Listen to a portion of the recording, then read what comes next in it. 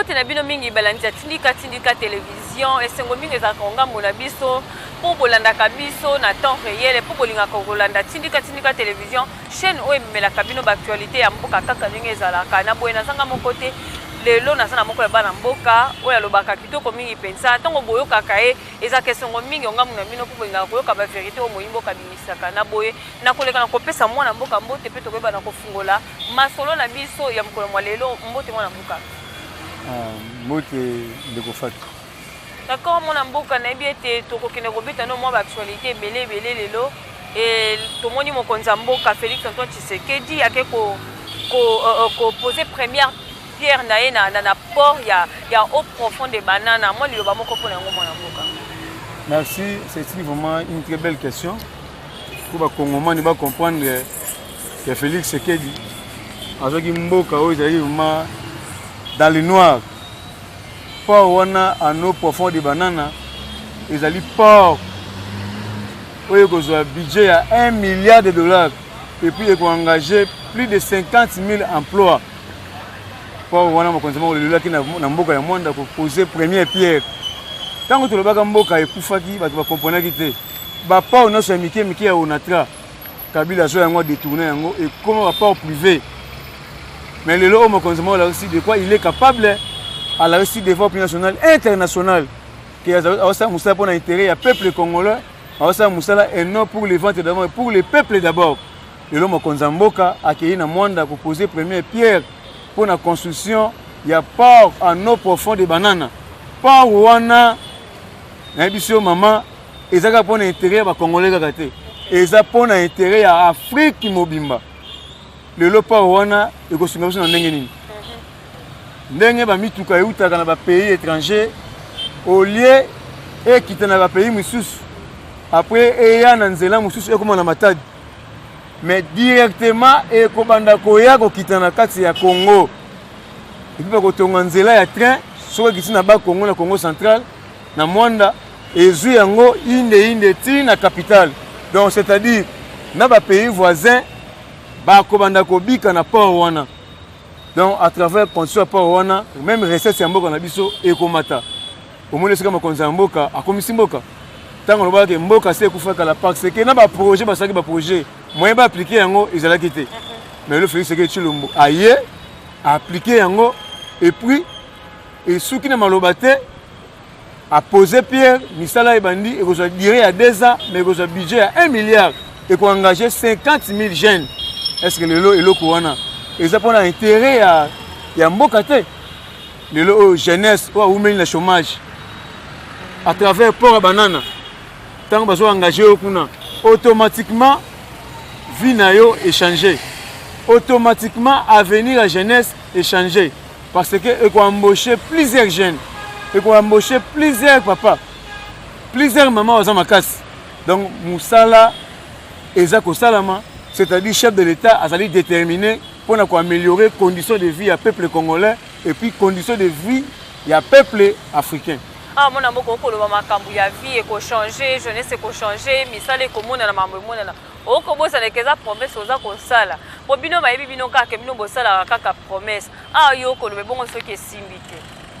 Mon amour, quand on a vu ça la fois passée, mon konzamboka a dit déterminé pour na été améliorer les conditions de vie du peuple congolais. So comme mon mboka mokonza mboka Félix Tshilombo a longoli makolo na capitale accueilli ko poser première pierre na Mwanda. Et ça le la kabilate nenga loba na ba discours na ye na kosala 5 chansons lobaka na kotonga boye je veux créer les emplois pour la jeunesse à créer un hôtel. Mais mokonza mboka ça dit déterminé parce que ça dit makila na biso. Na biso pa wana a musala ibandi.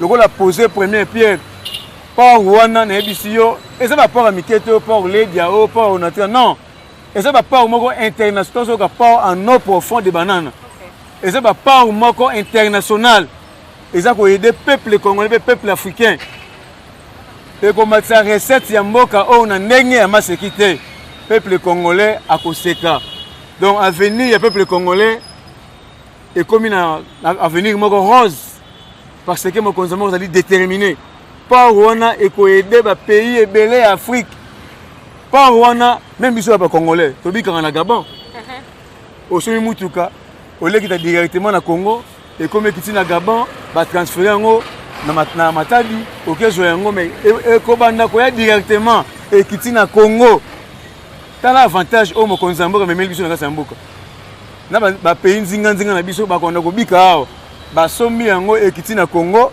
ba ko de donner awa na Congo t'as l'avantage donc pour wana et vraiment ko améliorer conditions de vie ya peuple congolais et ya peuple africain. OK, mais moi, je suis il y a 2023. En 2023, tu as Félix Antoine Tshisekedi Tshilombo a présenté le bilan en 2023. Pour le long, on a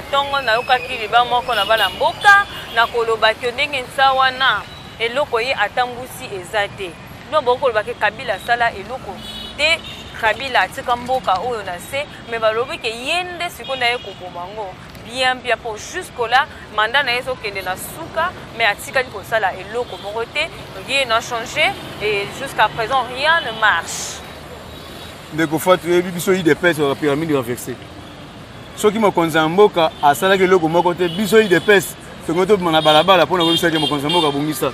Mais na ebisio depuis l'histoire la Congo, depuis Nzamba sala Congo, Nanto soit président de la République ya lolengo oboité.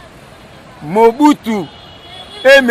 Kabila ont fait plonger ce pays dans la misère les plus sombres de la planète, dans le noir. Félix Tshisekedi Mboka na libulu. Na sako français chaque jour. Na libulu na se. Kabila kuta abomaki mboka, akuni mboka. Mobutu akuni mboka.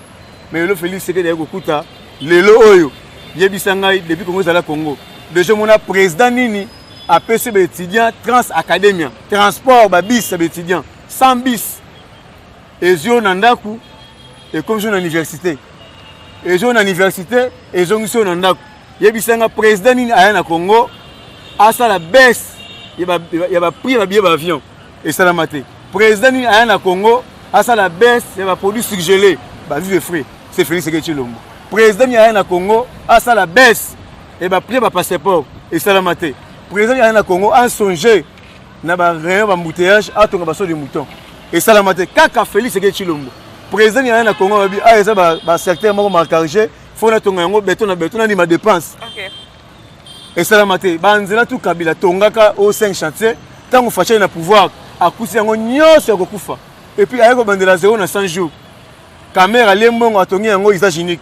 Mais tant que Facha est bandé na 0 tour, baza ko tongo yango nyosu béton na béton. C'est-à-dire 0 trongo ko ba 0 tour ça les côté parce que banzele ça mabulu makasi bona. Ce qui mutabiso 0 tour ça les côté à Kosio.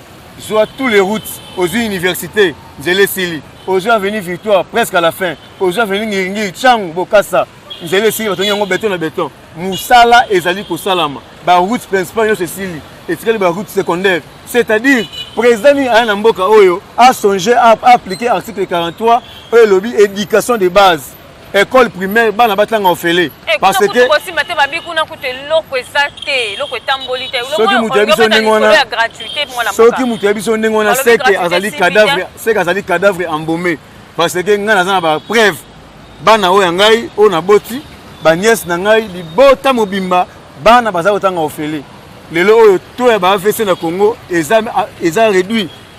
Donc par exemple voisin na ngai to zane parcelle moko azalaki mutu ala muka ya kosakana te jour Félix Tshisekedi azo prêter serment tant ça qui malaise agangi akufi azui mais lelo tango akei atelemi na mulongo a futa de minerve na début année scolaire bazongiseli mbongo ya frais tango azonga bana na bongo la motema mabina ko ina mutabo po nini bana ba tanga ofeli na ko ina mutabo ndenge nini akoma Tshisekedi se collé quand même ngai ye akoyoka mabe ya félicité et puis le maman ko lobi susu na kaluka abi mobali na ngai akufa ndenge nini ba bengeni ba na minerval a sengeli ba dérogation et sili bana ba zongi mobali chômeur en plein examen papa gagné papa kufi lelo soki ezaki na régime Fachi à chaque gratuit enseignement de base mais le mobali na kufa te.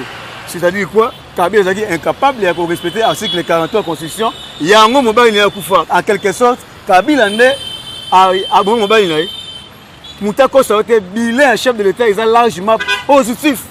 Makonza Mboka, azali déterminé mokonzi moko na facilité malai malembe toza kokende eza na mokonzi ya mboka moko te alika na Congo akocompare bilan na Félix Tshilombo même Mobutu même Kabila ba incapable te na 3 heures pamba mokonzi moko kotaki mboka ya kokufa mais tala ndenge asekisi mboka tala ndenge mboka ezongi na rai c'est-à-dire chef de l'État aza na souci ya koaméliorer conditions de vie ya peuple congolais pe azoaméliorer yango banzele ekufaki béton na béton andimi dépense baso de mouton bapora ya banana yango ezotongama bapo ya Kisangani babis batrace academia bes lelo bes ya bavante ya syllabus ekomi ya ofele wifi na bauniversité ya ofele so okende na université ipeni ya campus okei kofinga mokonzi ya mboka bakokoboma yo so okende na inikini bahomme même depuis bes ya tika yango Mobutu incapable, Kasavubu incapable, Kabila Mouzin incapable, Joseph incapable, Félix Tshisekedi a amélioré Angola à l'université à Liège, en Belgique. Okay. C'est-à-dire que le bilan chef de l'État est largement positif. Il n'y a pas match. Malgré que Jambe est kabiliste, mais mon consommation est déterminé. Ok. Il faut les merci beaucoup à Namoka, Totika, OPC, la piste pour comprendre. Tokono nga moment Namoka Jama Kabunda Kabunda, Moko Yabino, le nom Bolongo lié, Bolongo lié président intérimaire, il y a parti UDPS. Olewo Lungo la na parti, Bolongo lié Lissousou, président AI à UDPS. Pour moi, tu as violé l'article 26, il y a parti. Merci beaucoup Namoka pour Namutuna. IDPS basalaka yango te IDPS nde esalaka bato lelo na IDPS badrie pongo balongwa secrétaire général mais balongwa na parti te baremi masamba balongwa secrétaire général balongwa na parti te ozola nanga na mboka ba Alexis Mutanda balongwa na poste balongwa na parti te ba Jacquemain Chaban balongwa na poste mais balongwa na parti te ba Mavungu ayaki a homme fort a créé parti politique dans sa permanence à IDPS. Croyez que y a une salle IDPS, mais on est IDPS et ça la kabat. IDPS c'est ça quoi Kodia. Quand on va passer au Kodia wana, au bandi ko sait le ngoma be. Il va que ba kolo Kodia, ba ko boto lo Kodia. Mais Kodia wana suka et pesa ka batonner ma boma. Jamais Kabunda a eu Kodia wana pouvoir. Chef de l'État a eu empêchement. État que président IDPS et l'île Congrès a eu empêchement pour comme chef de l'État. Charge à ya gérer mboka moyen à kamba parti à la guité. A eu un mandat spécial après Jean-Marc Kabunda. Mais Jean-Marc Kabunda peut un mandat spécial. Gérer parti conformément na ndenge ya souci na amour ya parti. Mais Jean-Marc Kabunda a créé Kingakat à se créer à se faire yemoko informateur. A comme les kabilistes, côté Rubero, a massé Bapounda Mabé. Tout ça, le gouvernement FCC cache sans nomination informateur. Première infraction. Deuxième infraction, la carte à parti, la carte des membres. $5 à chacun, tout sombi la carte des membres jusqu'à preuve de côté. Tu as réussi à pas mal de Bambon à carte, on a.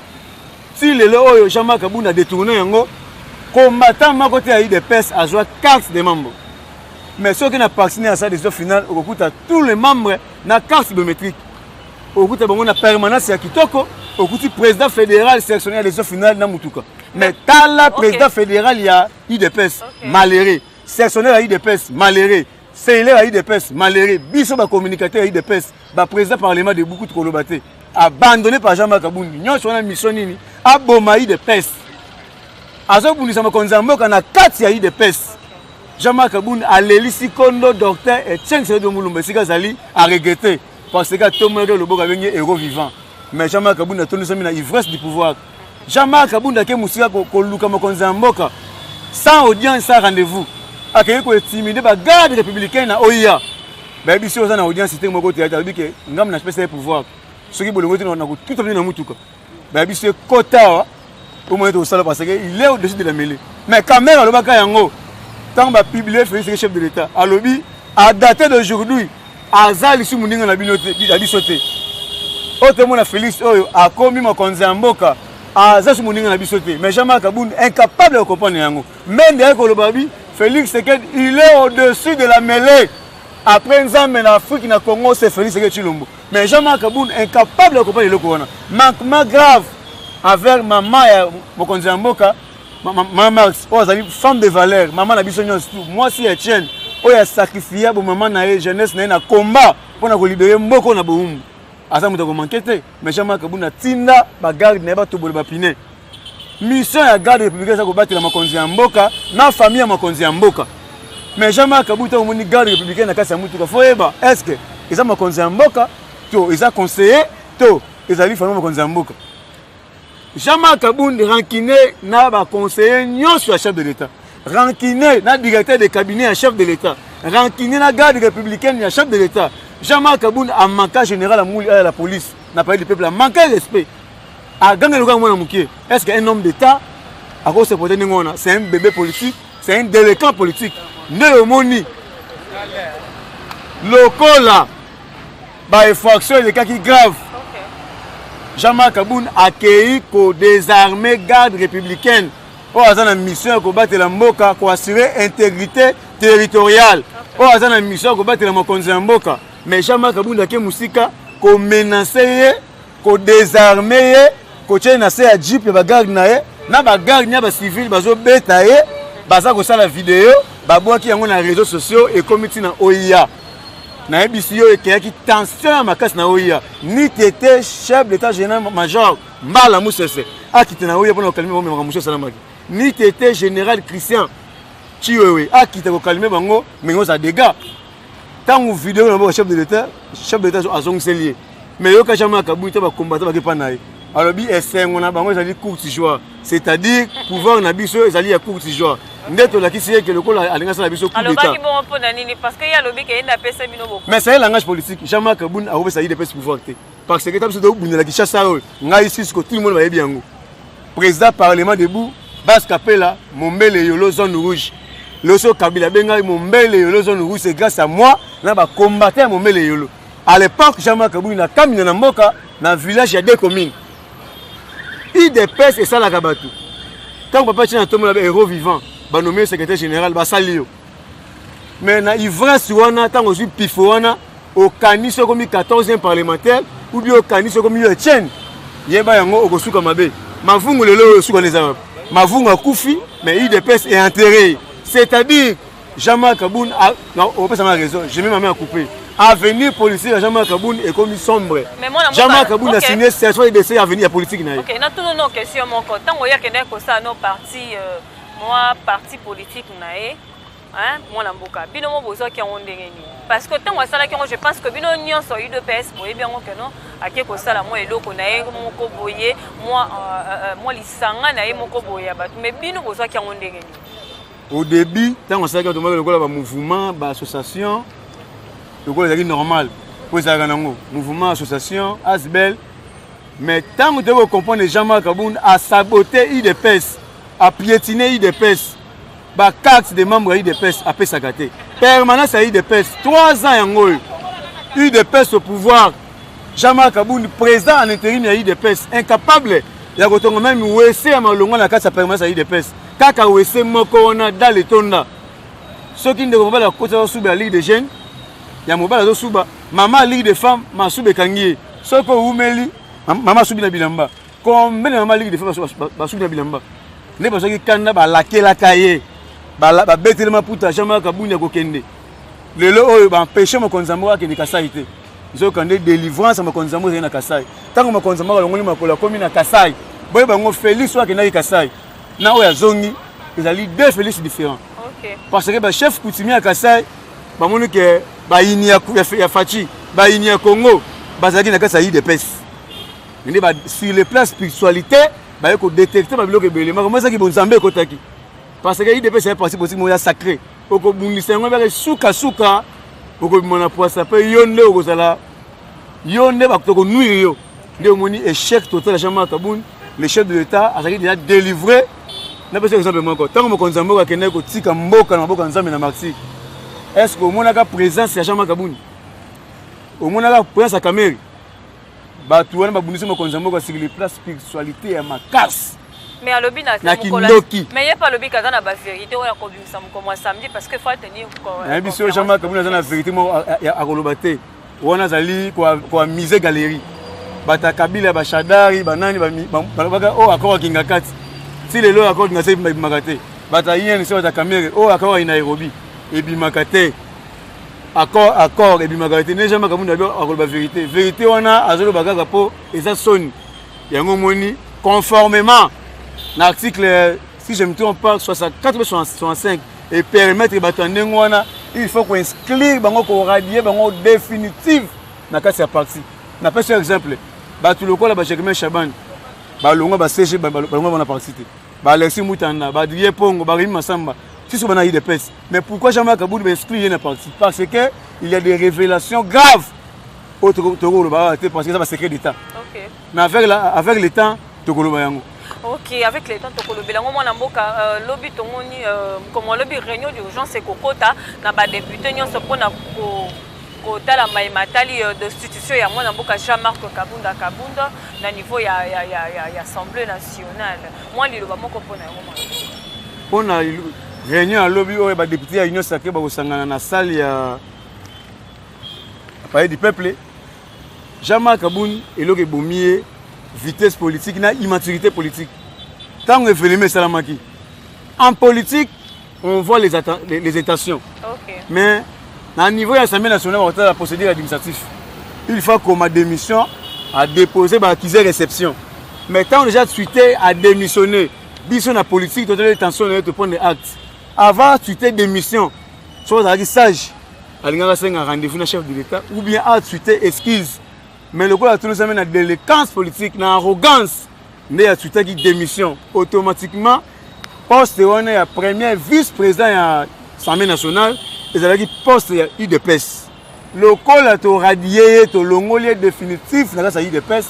Automatiquement, il y a une réunion à l'Assemblée nationale mardi pour être député à l'Union sacrée, base la ligne de conduite, cause de l'émotion, destituer afin que mon amboka oto bengi na kombo ya maman na biso ya mosi oyo Chela aya ko vendre place wana état que premier vice-président de l'Assemblée nationale parce que Jean-Marc Kabunda ka na IDPS kaka yenda na mailo ya ko assumer place wana tandis que na ba député sur IDPS on a que les moins intelligents derrière parce que yemoko mona classe yemoko décision finale yemoko IDPS contexte occupé na IDPS yango moni ba radier na IDPS lelo nyo sona ne ko bima po à tuer démission, soit à faire partie sous l'UDPS.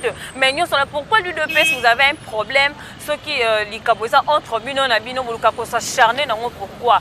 Comme nous tout le monde a parti sous Nengezalaka, so moi l'Ikamoza, mais kako gérer entre Bango et Bango, mais Bino pour vous s'acharner contre Bino et Bino. Ndeko Fatou, wana na ebisio au taper à côté. Parce que les seuls partis politiques qui sont patients dans la IDPS, ils ont été. Tout le monde a été PPRD Kabila dans le pouvoir. Bazu Misalate, Bakei, pour ça, des autres na permanence, il y a battu la Gouna. Mais biso 3 ans, Jean-Marc Kabunda a dit côté Misalate comme IDPS, à Pessi, Bana ou des offres finales. Tout le monde calme. Jean-Marc Kabunda, au talib secrétaire général adjoint. Bas secrétaire national, Baotambola Makolome, Jean-Marc Kabunda Azana Jeep, au tali parking, il y a plus de $1 million, plus de 15 Jeep étanami. Makolome la tama kota besa ba journée. Yemoko ndaka kitoko na azotonga na bonva na kingaba kolobate. Mais ba secrétaire général adjoint, ba secrétaire ba collaborateur na ye malheureux. Siko boni to suma kamoto chango to supporter yango, to geler yango na cuisine interne. Na bisio ba tolobaka mokolo ezali mais mokolo yango ekokaki samedi nde omonaki Jean-Marc Kabunda azalaki ye moko incapable ya kotraiter IDPS azalaki capable ya kotraiter makambo conseiller chef de l'État na toile olia nango cuisine interne ndeko Marcelin Bilomba conseiller spécial à chef de l'État en matière ya économie et finance ba conseiller makambo na réseaux sociaux qui a détourné mbongo. Il y a un projet à construire des écoles au niveau de Kassai. Quand les réseaux sociaux, Jean-Marc Kabunda a cherché parlementaire de confusion. Tout bête, Marcelin Bilomba, on n'est pas innocent. Tant qu'on a la justice, la veille, mais Jean-Marc Kabunda a fait ordre, il va suspendre la partie. na poste le secrétaire national adjoint chargé à budget ba suspendé. C'est-à-dire to salaka e futa maka a siko Marcelin Bilomba na Jean-Marc Kabouni na abimi véritable Moïse c'est Jean-Marc Kabouni parce qu'il a détourné mon carte a détourné mon 10% au ministre IDPS ba contribuer ba conseiller chef de l'État ba contribuer ba mandataire IDPS ba contribuer ba député professeur comme nationaux ba contribuer ba mbongo et contre na parti et que na parti kaka ndenge kondo atika yango salité jusqu'à preuve de contraire. Jean-Marc Kabouni président IDPS au pouvoir ba 10% ce côté mais Jean-Marc Kabouni est capable ya ko modifier même au cha couleur ya pas en permanence a cha yango te ba kiste vendre la photo louer pas ya 6K parti au pouvoir c'est normal. Bureau à Ligue des jeunes to na ngote bureau à Ligue des femmes to na yango te bureau ba fédération to na ngote bureau ba section to na ngote mais tandis que ba parti à Malex o e botami lobby a oh ata poste ministériel bazote exemple MLP à Franck Diongo so ok na Ngalema na Lukunga okuta bureau ya fédération Lukunga oye na Mwamba bureau ya fédération ya Mwamba oye na Funa Chango okokuta yango parti à Malet mais IDPS parti international ce qui toteka e carte wana lelo bato basomi ba carte 22 millions de personnes $5 so ka so 5 $, 3 $ à Tchèque ata skoké yango ata $2 azota $1 à Tchèque et on m'a 22 millions par rapport à parti est-ce que parti il a fonctionné mais il y a une nyonso aketonga bandako ivresse du pouvoir ce qu'on va bleu botolo ba yango te IDPS c'est le parti à démocratie et ça parti auto le bagabo solo auto bumbisa tout sont des anti-valeurs ce qui est anti-valeur au Jean-Marc Kabouni ça libiso IDPS te supporter te protéger sous prétexte à changer mais tout le monde kazali rabi a tondi sami na ivresse du pouvoir a tondi sami na arrogance a tondi sami na délétance politique a tondi sami na immaturité politique yango moni to dénoncer yango et puis to organiser ba marche pacifique pour na kolakisa opinion nationale internationale base à IDPS to désavouer ce que mutu tous les combattants IDPS ba désavouer yo tina poto tina kat ba fédération ligue de jeunes ligue de femmes si ba laquelle kala o ko diriger ba ndenge wana ndenge nini parce que c'est pas désavoué. Ok, merci beaucoup mon Mboka. Merci beaucoup. Comme déjà na suka émission na biso mo balbomi balini sato balanzo balanzo.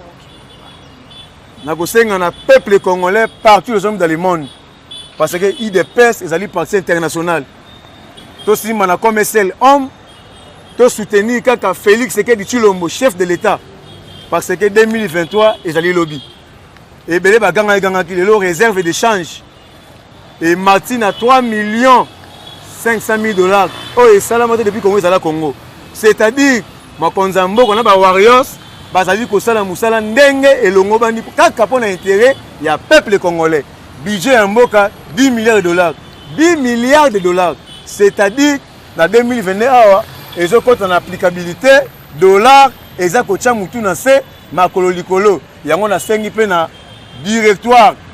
Oh, bah, au niveau de parti. Et so kama na mboka secrétaire général Augustin Kabouya na mboka ya commission électorale du parti Jacquemain Chaban na convention démocratique mona mboka Wakenda 3 personnes wana j'espère que bomoni sort ya mona mboka Jean-Marc Kabouni ndenge to benganye na parti na yako basa batamayeli to lingi ba bavir oyo Kabouni da sali ezonga na parti te Tolingi, gestion des ambitions et de la respecter à la lettre. Ba combattant, bas à embaucher, bas Jean Misala, ba président fédéral, ba président sectionnaire, ba président cellulaire, ligue des jeunes, ligue des femmes, ba parlementaire debout, conditions de vie na bango et ça a changé parce que to bundela ki mbongo wana pona mboka oyo. Toyo za te siko vendre leader, il y a eu des pes, vous allez au kamba base mais incapable de refuta ndako, incapable de refuta maina courant, baza ko sekayo. Yango to sengi na bino gestion des ambitions et de la respecter et puis na sengi na tous les combattants à IDPS to se mettre na travail to mobiliser to penser sango malamu ya chef de l'État to ça la visibilité à chef de l'État pour être 2023 to ça la déterminer to relige Félix Tshilombo to pesa une majorité écrasante na sengi na peuple congolais to simana comme un seul homme derrière Mukwato Molo les B52 les grands Mukish mbongwana ya Congo solution ya Congo Félix Sekedi Tshilombo. Pour la cause, pour la analyse politique, plus 243 89 68 86. Plus 243 89 68 53 286. C'est votre humble serviteur, président Cisco, communicateur d'investigation, président parlement de Boubès Capel, la zone rouge. Je dis et je vous remercie. Je dis et je vous remercie. Là, c'était président Cisco de l'UDPS. Un grand merci à vous, nos abonnés. Abonnez-vous massivement sur Tindika Télévision. Mais c'est moi qui ai mon abisso, le quoi bolinga kabaktualité nabisso, bobé nabisso, bokome nabisso, et ça la kabisso et c'est moi mingi. Sans oublier na pesi ba boss na ngambote, Rufin qui sombe, papi Kelly, na pesi ngambote bisika bozali, na si ma caméra qui bon na biumbu, na pesi ngambote bisika bozali biu, na pesi équipe technique mon bien Tindika Télévision, mbote na bino bisika bozali, ezaki bongo ngai wa bino Fatou Chamala. Je vous dis merci, au revoir.